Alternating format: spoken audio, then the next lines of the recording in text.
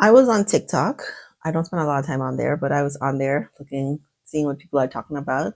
And there's a woman who is telling a story about how she spent $10,000 on coaching with Anwar and she's now engaged.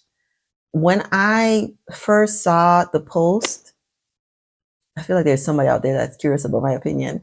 When I first saw the post, I thought this is a woman that definitely is sharing information in like a very factual way, like not quite reporter, journalist, but serious, like business, like very business minded. And because we live in America and everyone is trying to commodify something, like make a buck off of something, I did read it like this is probably a setup to explain this process or, find a way to monetize the fact that she spent $10,000 and got the result that she wanted. I also thought, yes, this definitely sounds like a woman that's in her masculine energy, the way she's sharing it. But also, eventually, she shared that she's no, she didn't say she's a millionaire. She said she has a $1 million business, and yeah, I think she sort of shared information like that. We don't really know anything about the guy that she's engaged to, which I think would be helpful. I think in the full circle moment, I think getting into a relationship is one of the easiest things to do. I don't think it's hard to get engaged. As a person who's been engaged 2.5 times, if I wanted to be married, I could be married. I don't think marriage is this like prize or signal of success. I think it's a beautiful thing to be in partnership with somebody to share that experience.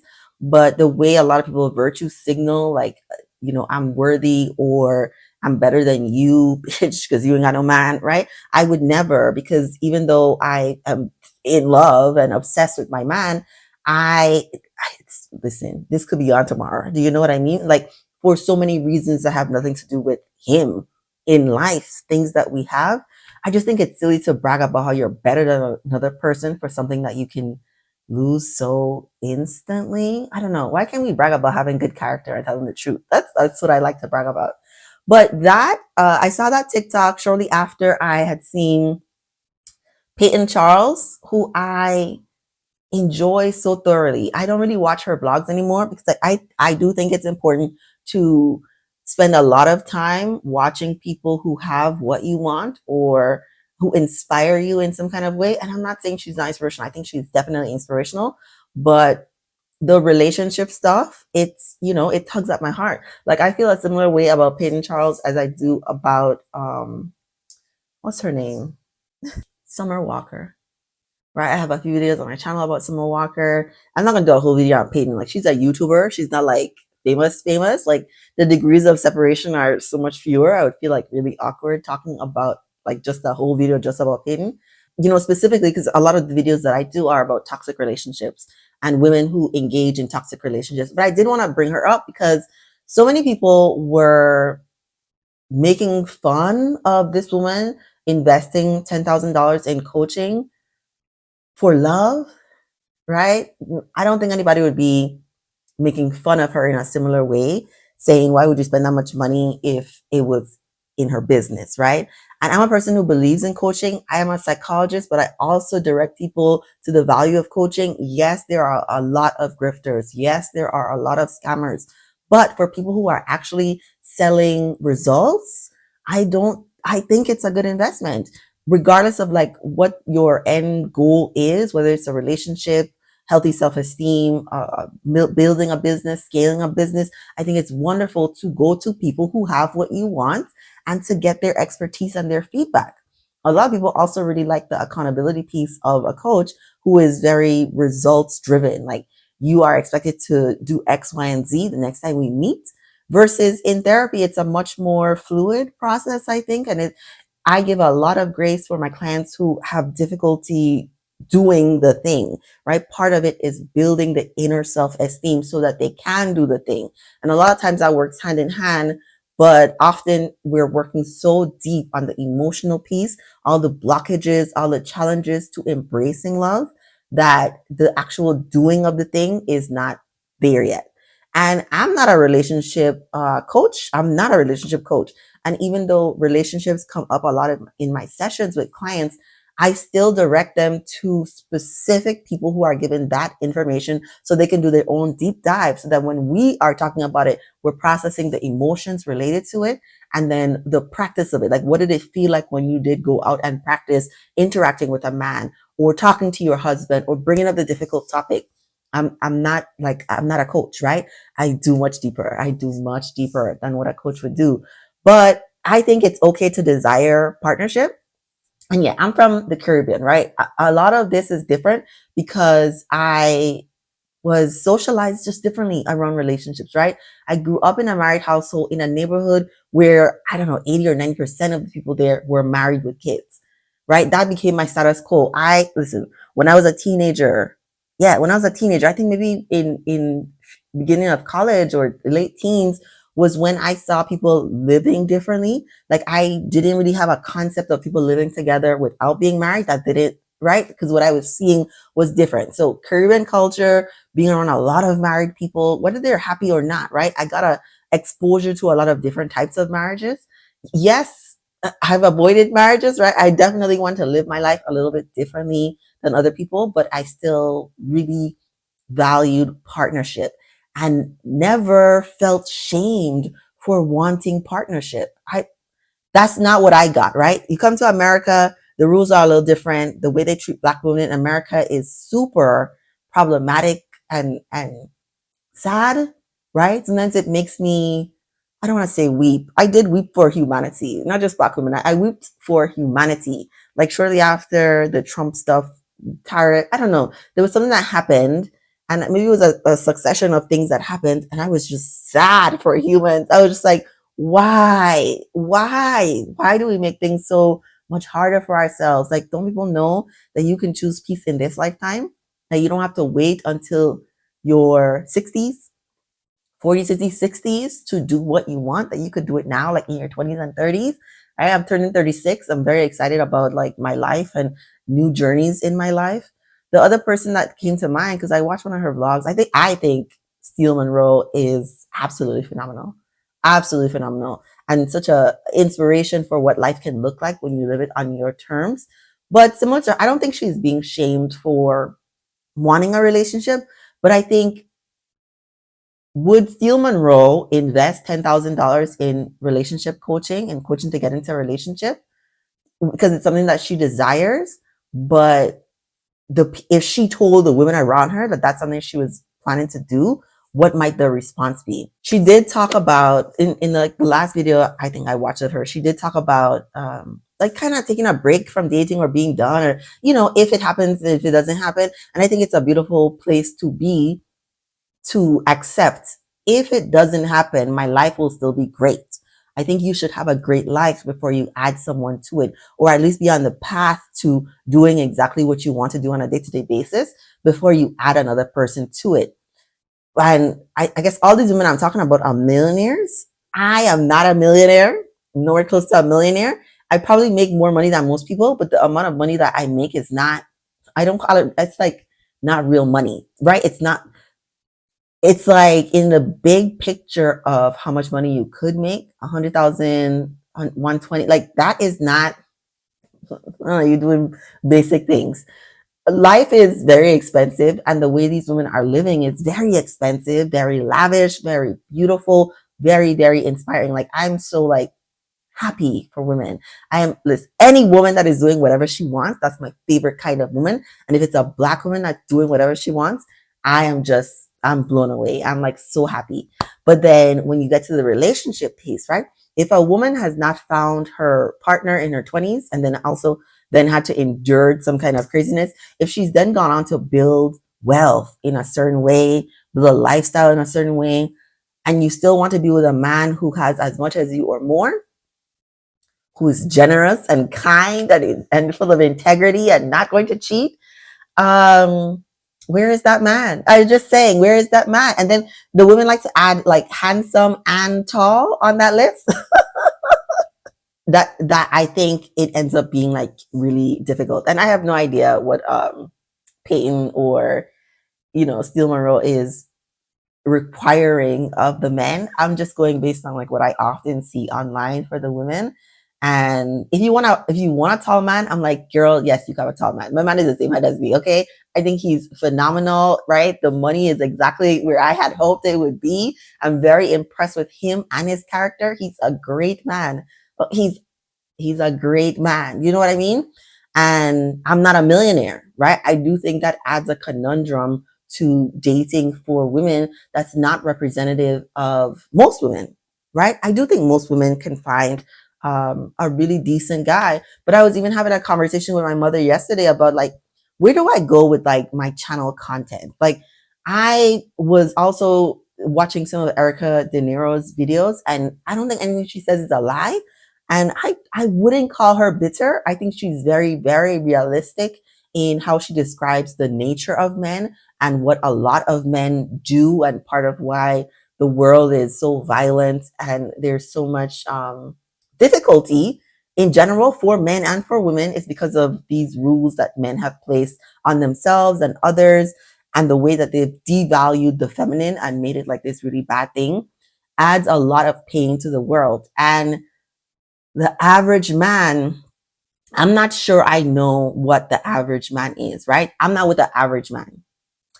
I'm not with the average man. I don't think I'm an average woman, not in intellect, not in looks, not in like my spirituality. I definitely feel like I am above average woman. So I'm with a above average man. The average man, is that what anybody wants? Does anybody want an average man?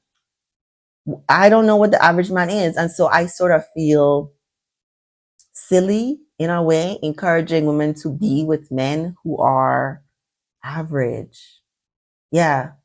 I don't know what an average man is. And so I feel kind of strange because I'm wondering if the average man is not enough, right? Just like not, he's average, right? So he's like most men, but most men are not suitable to be husbands. Is that so? Then I don't know. I feel like I'm encouraging women to then what? Look for a unicorn. I don't think my boyfriend is a unicorn, but I think he's not like most men, right? He would say something different, but I don't feel like comfortable talking about his like the details of his finances. He would say specifically something different about how he's not average, like how he's different from people, not better, but different from people. And yeah, I don't know.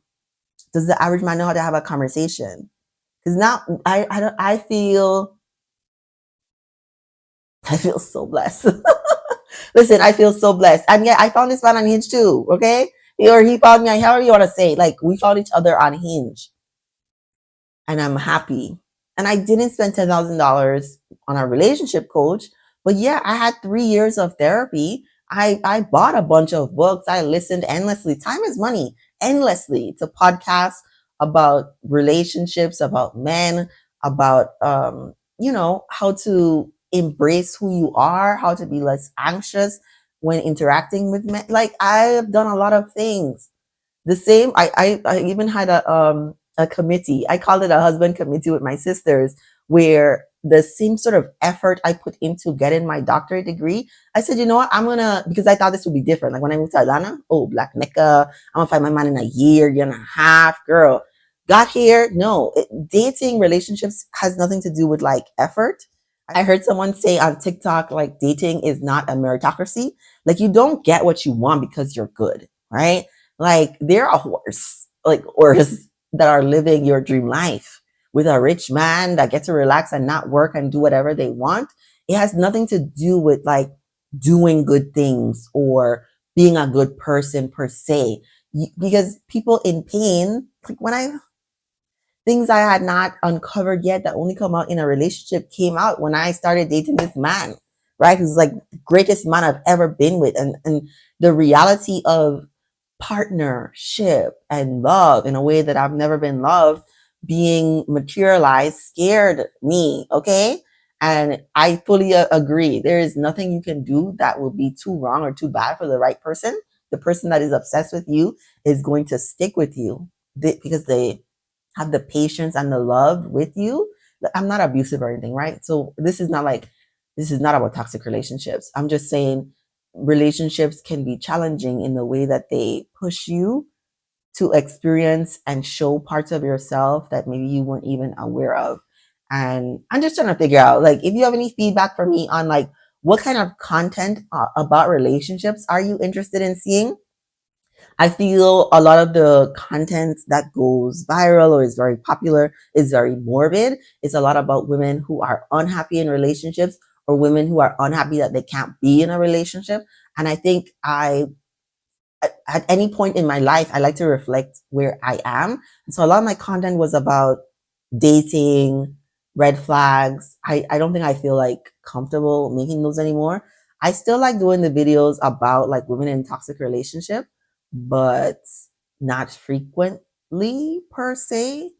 And yeah, what kind of relationship content do you want to see? Maybe I'll transition to more of like the Jillian Tureki Esther Perel kind of discussions about like the maintenance of relationships and how you need to be loving like consistently. Even though many years have passed, you have to show love and communicate kindness to the people that you're closest to, especially. Um, I did want to make a point about cheating because Still Monroe said all men cheat. And Peyton has been in like two relationships now that I've seen since I've been following her where the men cheat and not just cheat. I don't know if there's a just cheat way, right? But if we're thinking about like the respectful cheating, which is not really a thing, but it is a thing, the egregiousness of it, the men who cheat on her are like storybook kind of chaos. You know what I mean? And I have a soft spot in my heart for her, like I do for Summer Walker. I think Summer Walker is like figuring it out, and so I feel like someone like Peyton would benefit so greatly from talking to someone like Anwar, like for a year. Like you could afford $10,000. You are not good at picking men. You are not good at seeing the red flags. You could get feedback from someone in real time. And then also on TikTok, a lot of the girls were saying, like, all of this is common sense. The people are monetizing things that are common sense. Okay, if it was so common sense, because yes, relationships are so natural to us. If it was so common, we would not have so much commentary on relationships. The people who are single, who don't want to be single, wouldn't be so single. And objectively, there is a lack of quality men, sure, but there are still single men out there who want to be in relationships with wonderful women. I don't know. But yeah, the shame part of like, why wouldn't, or maybe she has, right? But she hasn't shared it with us. So even still, I'm speaking about the shame attached to a desire for a long-term relationship with a cis hetero black man. Good God. I mean, men are great. Listen, I love men, okay? I definitely love men. But I think it's okay to acknowledge that there is a lack of knowledge on how to date. Most women don't know how to date multiple men. Most women give it up too quickly. Most women don't know when to end a getting to know you process. So I don't know. I guess there's still a need for that content. But yeah, what do you want to see from me? Because I might dibble and dabble. I am in the middle of taking a break. It really wasn't planned. But between work, now I'm decreased work, but between work, weeping for the world, and then just being unsure about like my next steps for this channel. I just slowed down on making videos and took a break. So yeah, let me know your thoughts. Listen, I'm rooting for Peyton, okay? There's no judgment here. There's only love.